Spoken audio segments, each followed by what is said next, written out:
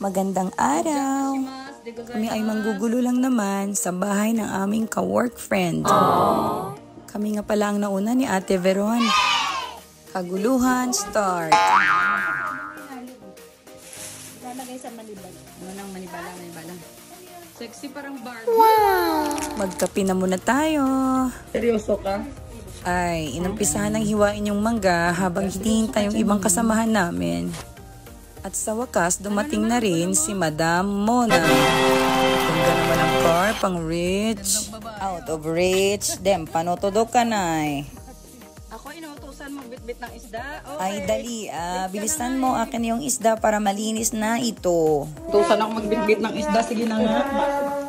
Grabe siya. Madam na madam, dami. Kati. Dahil ako ang nagbitbit ng isda papunta sa loob, si Che naman ang maglilinis nito.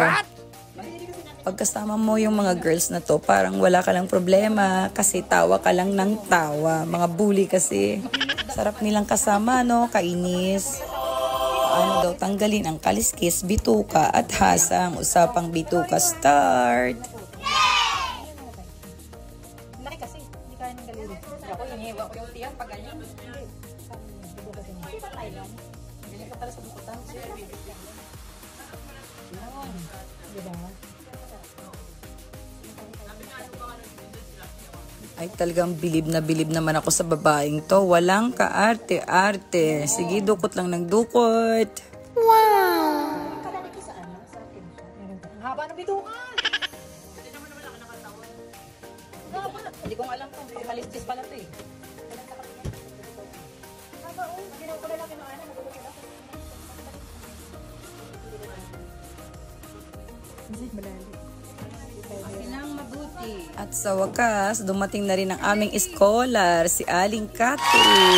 At dahil luto na nga ang aming mga niluluto, parang nagluto eh, no? Ayan, prepare na kasi marami na kaming gutom. Chibugan time, Sige, kain ba't po binalik tayo. Itadakimasu, ayaw na ang gochiso sama deshita. Fast forward, tignan mo yan, mga mukhang busog. Hindi na po kami makagalaw.